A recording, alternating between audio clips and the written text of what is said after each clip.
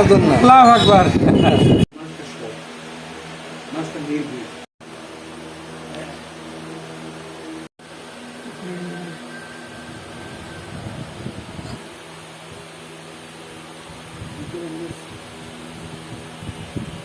সমর্থন এবং দোয়া এবং ভোট চাই, সবাই ভোট ইনশাল্লাহ দিবেন তো? ইনশাল্লাহ।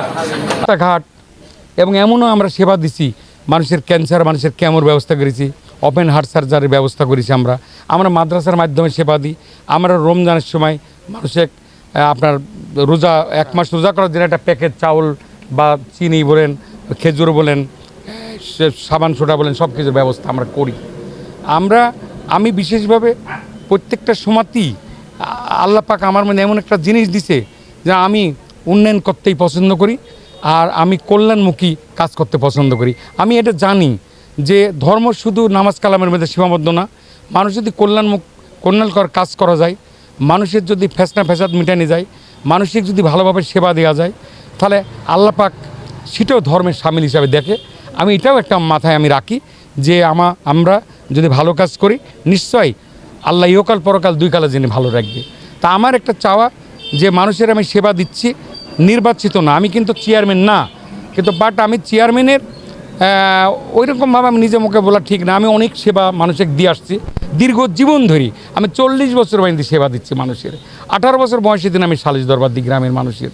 তো সেই হিসাবে যদি আল্লাহ পাক আমাকে হোগলবাড়ির চেয়ারে বসায়, হোগলবাড়ির মানুষ যদি মনে করে যে হোগলবাড়ির চেয়ারম্যান বা চেয়ার বা জনগণ নিরাপদ আমজাদ সাহেবের মাধ্যমে, তাহলে আল্লাহ যদি আমাকে সে ভোট যদি আমাকে দেয়, চেয়ারম্যান যদি আমাকে বসায়, তাহলে ইনশাল্লাহ আমি মানুষের সেবা করে যাব। যত রকম উন্নয়ন আছে এবং যত রকম বিপদ আছে, বিশেষভাবে মাদকের ব্যাপারে আমি দেখব যাতে মাদক আমাদের দেশে, আমাদের ইউনিয়নে না থাকে, সে ব্যবস্থা আমি নিব।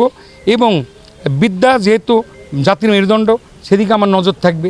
এই দেশের জনগণকে সাথে নিই, আমি একা কিছু করব না। আমি মনে করব যে সবাই চেয়ারম্যান, সবার নেতৃত্ব নিব, সবার কথা শুনব, সবার মাধ্যমে আলোচনা সাপেক্ষে যেটা করা উচিত আমি সেটাই করব। এটা আমি এটাই আপনাদের কাছে অঙ্গীকার দিচ্ছি। আর আমার গ্রামের লোক এটা জানে যে উনি নিতে জানে না, উনি দিতে জানে।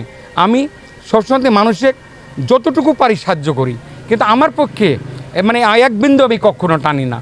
আমি মানুষের জন্যে, যেহেতু মানুষের জন্যে, আমিও মানুষের জন্যে। মানুষের জন্যে না হলে সে মানুষ হয় আমার কী লাভ হলো?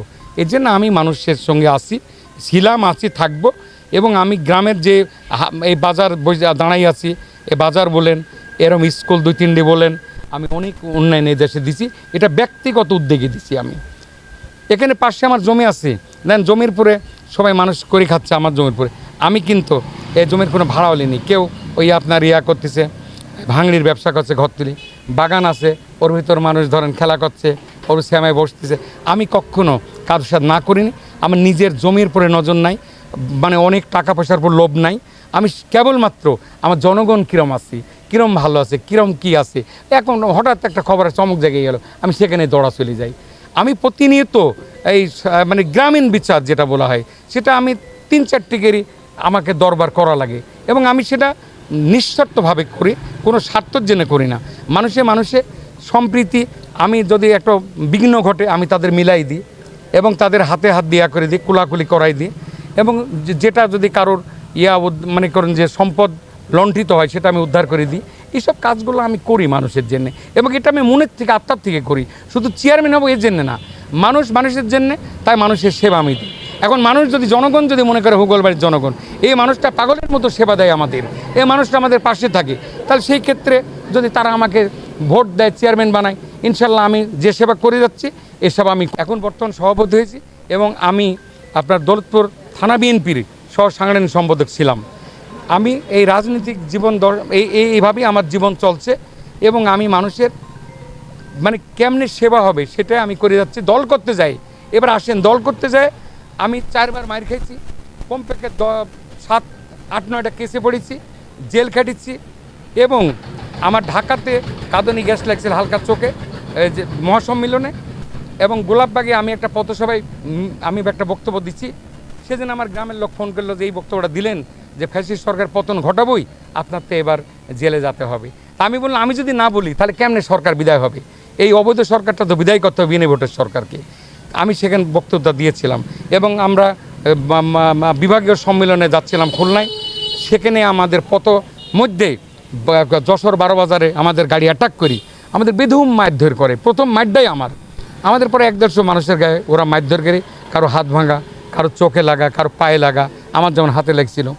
এমনিভাবে আমি এই কষ্ট, ত্যাগ, তিতিক্ষা সব কিছু ঝড়ঝামটা মাথায় করি আমি জনগণ তথা বিএনপির জন্যে আমি সব সময় এই মিছিল, মিটিং যেখানে ডাকবি সারা বাংলাদেশে যত জায়গায় মিটিং আছে, পদযাত্রার দিন শুরু হয়, সবটার মধ্যে আমি আসি এবং ছিলাম।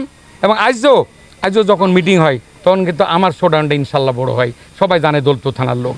তো এটার জন্যে আমি জনগণের কাছে আমি এই বার্তা দিব, যদি আপনারা মনে করেন যে আপনার লিডার এই হোগলবাড়ির নেতা আপনাদের সেবা দিছে এবং কোনো দালালি করে না, সঠিক সেবা দেয় এবং মানুষের মনের কথা বুঝে মানুষের পাশে দাঁড়ায়, তাহলে আমাকে আপনারা দয়া করে ভোট দিবেন এবং আমি আপনাদের পাশে যেরকম ছিলাম আসি এবং আগামী দিনেও তাই থাকবো ইনশাল্লাহ। আমার মধ্যে কোনো পরিবর্তন হবে না। আমি জনসেবাই আমার ধর্ম আমি মনে করি। মোহাম্মদ আব্দুর রাজ্জাক বিশ্বাস। বিগত হয়তো 7-8টা নির্বাচনে 5 থেকে 6টা নির্বাচনে আমি ভোট দিছি, কিন্তু বিগত যেসব চেয়ারম্যান দেখেছি তার সাথে আমজাদ ভাই অনেক যোগ্য এবং উনি একজন বিজ্ঞ রাজনীতিবিদ।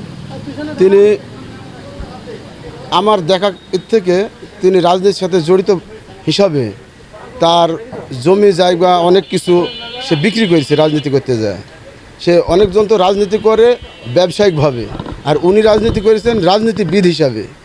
উনি হোগলবাড়ির ইউনিয়ন বিএনপি সভাপতি এবং এই হোগলবাড়ি ইউনিয়নের চেয়ারম্যানের যোগ্য প্রার্থী তিনি আওয়ামী লীগ সরকারের আমলে অনেক নির্যাতন সহ্য করেছেন, জেল জুলুম অত্যাচার, বাড়িতে থাকতে পারেনি, ঢাকায় গেছে।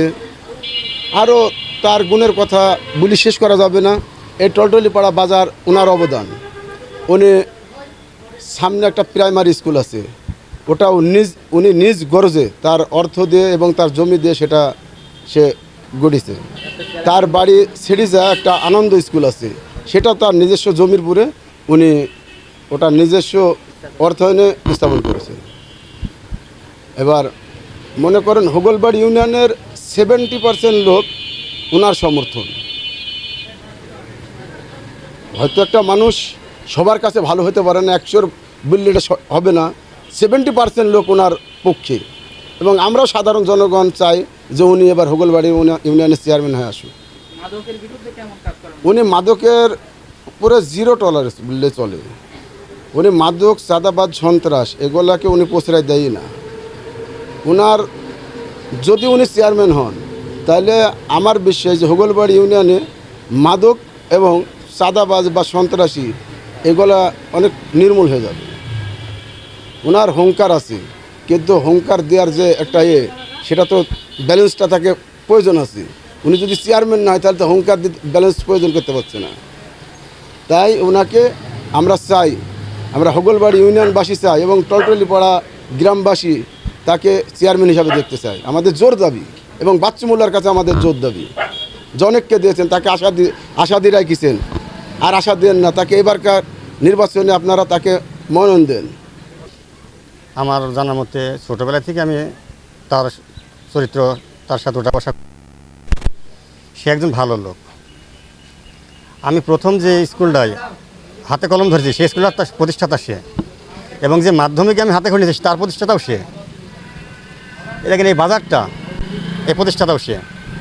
এবং এলাকার লোক যখন যে অবস্থায় সমস্যার সম্মুখীন হয় তাকে স্মরণ করে, তখনই দেখি সে দৌড়াই আসে এবং তার কাছে যে যায় দল বল নির্বিশেষে সেখান থেকে ফিরে না। আমি দেখেছি সবাই তার গুণগানই করে, তার প্রশংসাই করে যে একজন ভালো মানুষ। কখনো আমি দেখি নাই যে দূরে গিয়ে তাকে বলছে যে লোকটা এরকম মন্দ। এবং নেতা হিসাবে সার্বিক উন্নয়নে সে দোয়া চাচ্ছি, ভোট চাচ্ছি, সমর্থন চাচ্ছি। আপনারা ইনশাল্লাহ আছেন আমার সাথে? আমাকে চেয়ারম্যান মানান, সবাই মিলেমিশে কাজ করে এলাকায়, ঠিক তো? অবশ্যই ভোট দিবেন তো ইনশাল্লাহ।